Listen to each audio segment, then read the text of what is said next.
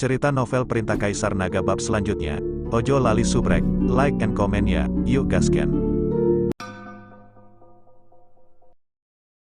Langit dan bumi berguncang, dan momentumnya seperti guntur. Chen Ping memegang pedang pembunuh naga, dan Qin Jingyu memegang palu batu, terus-menerus mengikuti binatang fantasi asal yang besar. Ayo cepat, Chen Ping berteriak. Ketika Ji Meiyan melihat ini, mereka bergegas maju satu demi satu. Dan binatang fantasi asal kecil itu berkerumun, kumpulan kegelapan yang pekat. Ji Meiyan mundur saat bertarung, menyingkirkan monster fantasi asal kecil itu ke samping. Chen Ping mengikuti Qin Jingyu dan terus menyerang binatang fantasi asal yang besar itu. Dengan tamparan dari binatang fantasi asal yang besar, punggung gunung runtuh Chen Ping seperti semut di depan binatang fantasi besar ini. Dampak besar dari tamparan ini menyebabkan Qin Jingyu langsung terbang mundur. Chen Ping melompat dengan seluruh kekuatannya, mencapai udara, dan kemudian menggunakan teknik pedang 9 bayangan. Saya melihat beberapa Chen Ping yang identik muncul dari udara tipis di udara. Pedang pembunuh naga di tangannya diayunkan dengan seluruh kekuatannya, dan kemudian mereka berkumpul untuk menghasilkan cahaya pedang yang menyilaukan. Cahaya pedang melewati tubuh besar binatang hantu asli, menyebabkan binatang hantu itu mengerang tanpa sadar. Hanya bekas luka yang muncul di tubuh, dan banyak asal logam juga hilang pada saat ini. Chen Ping sangat gembira saat melihat ini. Dengan cara ini, setiap kali binatang fantasi asal terluka, kekuatan binatang fantasi asal akan sangat berkurang, dan beberapa logam asal di dalam tubuh akan menghilang. Qin Jingyu juga menemukan ini. Jadi dia mengambil palu batu dan memukul kepala binatang fantasi asli dengan seluruh kekuatannya. Tetapi pada saat ini, aura binatang hantu asal bergerak, dan sumber logam di sekitarnya menyerbu masuk, secara langsung menyembuhkan luka pada binatang hantu asal, dan auranya menjadi lebih kuat.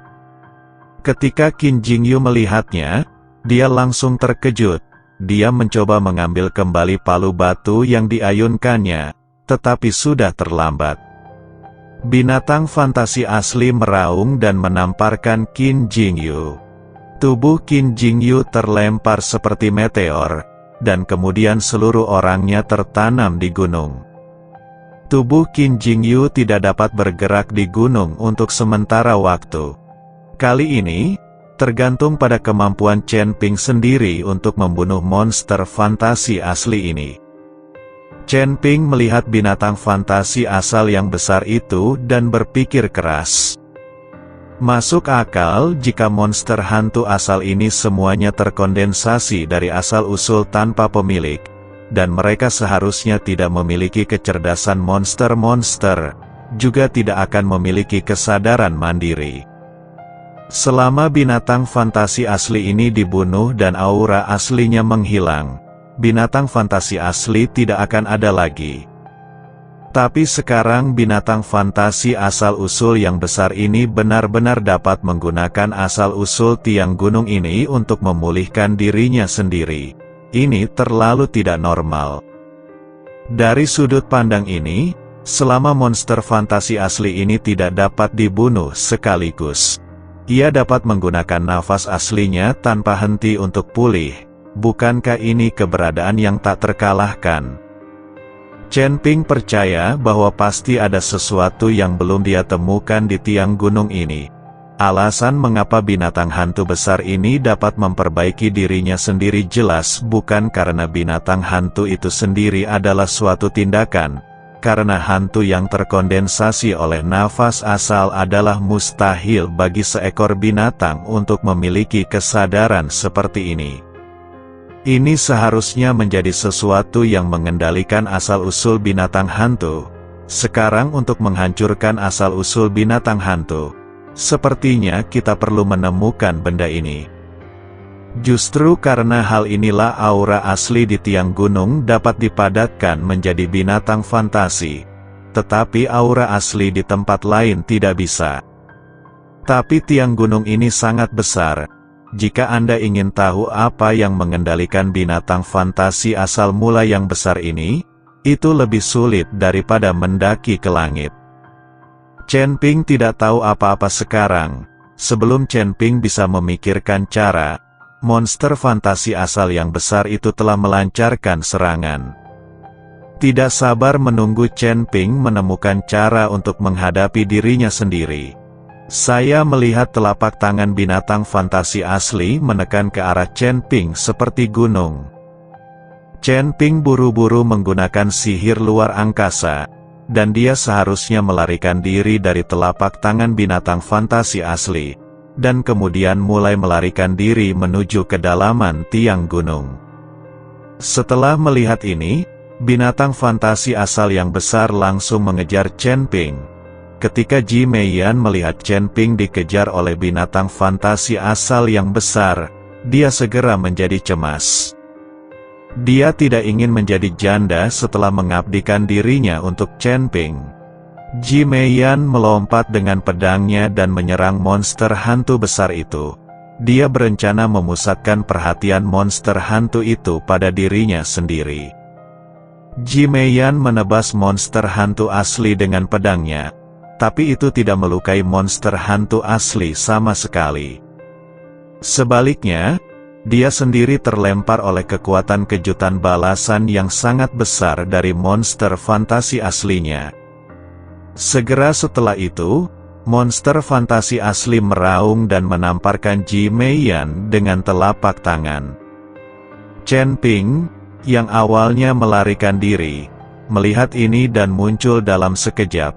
Dia menarik Ji Meiyan dan melarikan diri, nyaris lolos dari serangan binatang fantasi asli. Itu terlalu berbahaya. Kenapa kamu mengejarku? Chen Ping berkata pada Ji Meiyan. Aku tidak takut kamu dalam bahaya. Aku tidak ingin menjadi janda, kata Ji Meiyan. Saat mendengar kata janda, Chen Ping tertegun sejenak. Bagi Ji Meiyan, dia lebih pada sifat laki-laki. Lagi pula dia tidak tahu banyak tentang Ji Meiyan dan tidak bisa berbicara tentang perasaan. Tanpa diduga, Ji Meiyan akan memiliki pemikiran seperti itu.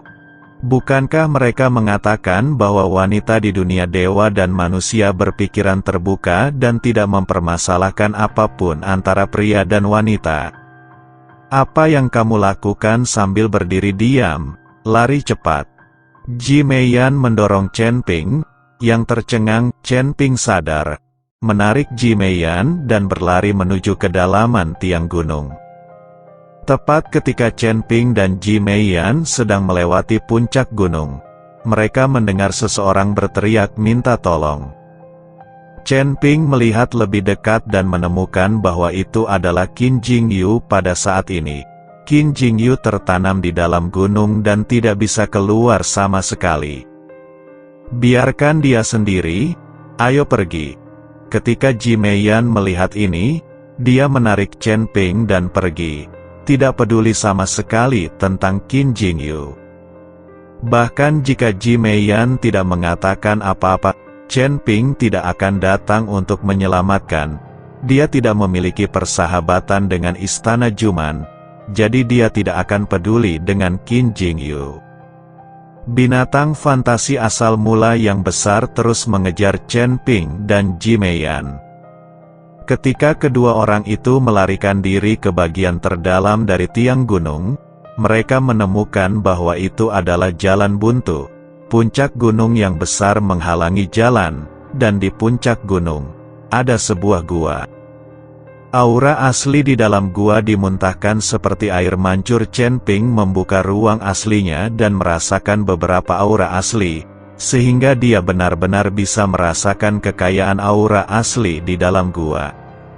Sepertinya aura asli di tiang gunung terkondensasi menjadi binatang fantasi. Seharusnya ada di sini, kata Chen Ping dan berjalan menuju gua. Ji Meiyan tidak mengerti apa yang dimaksud Chen Ping, tapi dia mengikutinya. Melihat Chen Ping dan Ji Meiyan berjalan ke dalam gua, binatang fantasi asal yang besar itu menjadi cemas, terus mengaum, dan mengikuti mereka ke dalam gua. Kali ini, Chen Ping dan Ji Meiyan diblokir di dalam lubang dan tidak bisa keluar. Melihat binatang fantasi asal yang mengejarnya, Ji Meiyan sedikit bingung dan berkata, "Mengapa kamu membawaku ke dalam gua? Sekarang gua itu diblokir, dan aku bahkan tidak bisa melarikan diri. Pasti ada harta karun di gua ini. Selama kita mendapatkan harta karun ini, kita akan punya cara untuk menyingkirkan binatang fantasi asal ini." Chen Ping berkata pada Ji Meiyan. Ji Meiyan tidak mengerti apa yang dibicarakan Chen Ping. Tapi sudah seperti ini dan dia hanya bisa terus melangkah lebih jauh ke dalam gua. Segera, kedua orang itu tiba di tempat di mana binatang fantasi asal mula yang besar itu berada. Tempat ini sangat besar, dan Chen Ping serta Ji Meiyan sekecil semut di sini. Dan rasa aslinya di sini lebih kuat lagi. Ada di sini, binatang fantasi asli di tiang gunung di luar terbentuk di sini dan kemudian habis. Kata Chen Ping, "Bagaimana kamu tahu?" Ji Meiyan memandang Chen Ping dan bertanya. Bagaimanapun, Chen Ping bukan dari keluarga Ji, jadi bagaimana dia bisa mengetahui tanah leluhur keluarga Ji dengan baik? Chen Ping tersenyum ringan. Ji Meiyan tidak bisa menahan diri untuk tidak memutar matanya ke arah Chen Ping. Ini semua diblokir di sini oleh binatang fantasi asli, dan dia masih harus menebak suasana hatinya. Kami berdua berpencar untuk mencari sesuatu yang berbeda di sini. Menurutku pasti ada sesuatu di area ini yang memadatkan aura asli menjadi binatang hantu. Setelah Chen Ping selesai berbicara, dia melompat dan melihat ke arah tempat kosong di depannya. Melihat ini, Ji Meiyan pun pergi ke arah lain, binatang fantasi asal meraung, dan kemudian bergegas menuju Chen Ping dan Ji Meiyan. Tampaknya menghalangi keduanya untuk cari dia, "Aku akan menahan orang ini." Ketika Chen Ping melihat ini, dia berkata pada Ji Meiyan, "Saya tidak tahu apa itu, bagaimana cara menemukannya?" Ji Meiyan terlihat bingung. Dia bahkan tidak tahu apa itu, bagaimana dia bisa menemukannya. "Lihat saja kemana-mana, pasti ada sesuatu yang aneh di sekitar benda itu, dan kamu pasti bisa menemukannya." Setelah Chen Ping selesai berbicara, dia memegang pedang pembunuh naga dan mulai bertarung langsung dengan monster fantasi aslinya. Tubuh emas yang tidak bisa dihancurkan diaktifkan, dan dengan berkah dari elemen logam, cahaya dari tubuh emas yang tidak bisa dihancurkan menjadi lebih terang, dan ada busur listrik yang berkedip di sekitarnya. Elemen logam ditambah elemen guntur dan kilat, inilah kombinasi terbaik. Untuk menahan monster fantasi asli ini, Chen Ping juga mengerahkan semua kekuatan yang bisa dia gunakan. Sangat tidak mungkin untuk membunuh binatang fantasi asal ini di sini. Bagaimanapun, aura asal di sini sangat penuh. Selama binatang fantasi asal ini terluka, aura asal dalam jumlah besar akan segera ditambahkan untuk memperbaiki lukanya. Jadi di sini, binatang fantasi asli ini adalah keberadaan yang abadi. Yang bisa dilakukan Chen Ping hanyalah menyeret sebanyak mungkin binatang fantasi asli ini dan membiarkan Ji Meiyan dengan cepat menemukan sesuatu untuk mengendalikan binatang fantasi asli ini.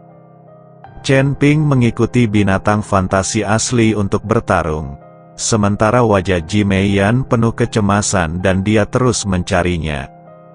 Segera, dia menemukan bahwa di tengah gua besar ini, sepertinya ada cahaya yang bersinar tidak seperti tempat lain. Ji Meiyan buru-buru melompat ke bawah. Ketika dia mendekat, dia menemukan bahwa itu adalah batu seukuran telur yang memancarkan cahaya. Dan di sekitar batu, siluet dengan garis luar perlahan mengeras.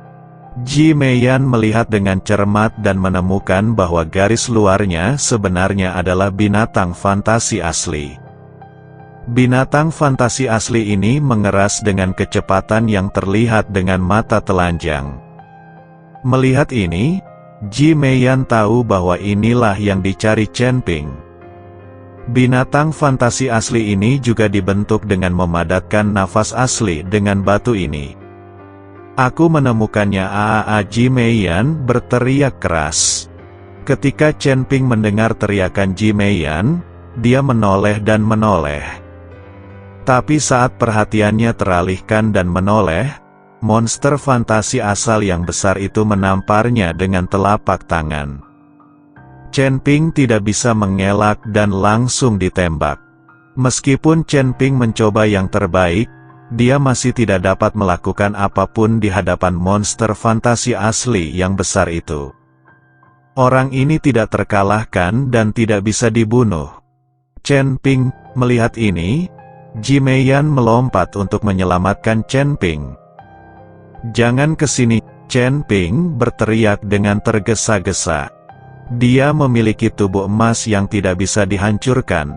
Jadi meskipun dia ditampar oleh binatang fantasi asli, dia akan baik-baik saja. Tetapi jika Ji Meiyan ditampar, itu akan dalam bahaya. Tapi bagaimana Ji Meiyan bisa mendengarkan Chen Ping? Dia sangat cemas sehingga dia hanya ingin menyelamatkan Chen Ping. Tapi saat Ji Meiyan melompat, monster fantasi aslinya meraung, dan hanya menghela nafas, dan menghempaskan Ji Meiyan. Tubuh Ji Meiyan jatuh dengan cepat, dan dia terjatuh dengan keras ke atas batu. Ji Meiyan memuntahkan seteguk darah, dan sejumlah besar darah mengalir keluar dari tubuhnya. Darah menginfeksi batu itu dan dengan cepat diserap oleh batu itu. Perlahan, cahaya yang dipancarkan oleh batu itu berubah menjadi merah, dan binatang fantasi asli yang akan mengembun semuanya menghilang.